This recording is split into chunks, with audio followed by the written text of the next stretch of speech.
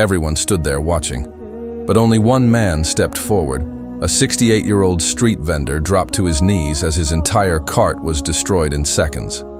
Hot dogs rolled into the gutter, water bottles scattered across the street, and the man who did it? He just stood there laughing. But what happened next left the whole street speechless. A Navy SEAL and his German Shepherd walked into the scene, and without saying a word, changed that old man's life forever. This isn't just a story about kindness. It's a reminder that real heroes don't wear capes. They quietly show up when nobody else will. The cart hit the pavement with a sound that stopped everyone on the street cold. Hot dogs rolled into the gutter. Bottles of water scattered across the sidewalk. A metal rack bent sideways and crashed against the curb. And standing right in the middle of it all was a grown man laughing. Laughter. Not embarrassed, not sorry. Just laughing while a 68-year-old man named Earl Thompson dropped to his knees and tried to save what little he could from the wreckage of the only thing keeping him alive. Hey everyone, I'm Faith, and today I want to tell you the story of Cole Harrington, a Navy SEAL who saw something on a Tuesday afternoon that he simply could not walk past. Cole was off duty that day wearing jeans and a plain gray t-shirt walking Blaze through the downtown area of Columbus, Ohio. Blaze was his canine partner, a German Shepherd with a broad chest, alert amber eyes, and the kind of calm focus that only comes from years of real training. They weren't on a mission. They were just taking the walk. But that's the thing about men like Cole. They're never really off duty when it matters. Before we go any further, if stories like this move you, hit that like button and subscribe so you never miss one. And tell me in the comments, when was the last time you stopped to help a stranger? I'd really love to know. Cole heard the crash before he saw it. He rounded the corner just in time to watch Derek Holt, a broad-shouldered man in his 30s who apparently thought the world owed him something, shove Earl's entire vending cart off the sidewalk because Earl had accidentally blocked the path to his parking spot. Derek stood there with his chest puffed out, daring anyone around him to say a word. Nobody did. People pulled out their phones. Others just looked away.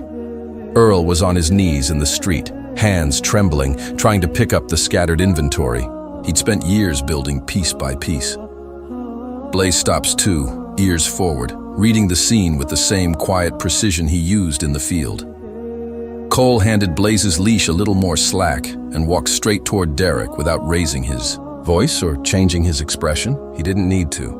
There's a presence that certain men carry, not from size, not from anger, but from the kind of experiences that reshape a person from the inside out. Derek felt it before Cole even spoke. Cole crouched down first, right there, on the street beside Earl, and started picking things up with his bare hands. He straightened the metal rack. He collected the bottles. He stacked what could be saved and set aside what couldn't.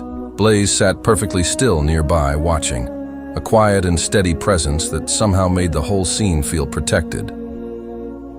Derek opened his mouth. Cole looked up at him once, just once. And Derek got back in his car and drove away. But Cole wasn't done. He pulled out his phone and made 2 calls. Within 40 minutes, 3 other veterans from his unit showed up with tools, zip ties, and a replacement cart rack they grabbed from a hardware store on the way over. They worked right there on the sidewalk in the afternoon sun, rebuilding Earl's cart from the ground up. Earl tried to tell them they didn't have to. Cole told him to sit down and rest. By the time they were finished, Earl's cart looked better than it had in years. Cole bought the first hot dog. So did every man with him. Earl didn't cry until after they left, standing alone behind his rebuilt cart, hand pressed to his chest, completely overwhelmed by something he hadn't felt in a long time, the quiet, unexpected dignity of being seen. Here's what stayed with me about this story. Cole never announced who he was. He never posted about it. He just saw a man on his knees and decided that was enough of a reason to stop. Blaze never barked. The veterans never made a speech. They just showed up and used their hands. And sometimes that's the whole lesson right there. That real strength doesn't need an audience, and real kindness doesn't wait to be asked. So let me ask you this.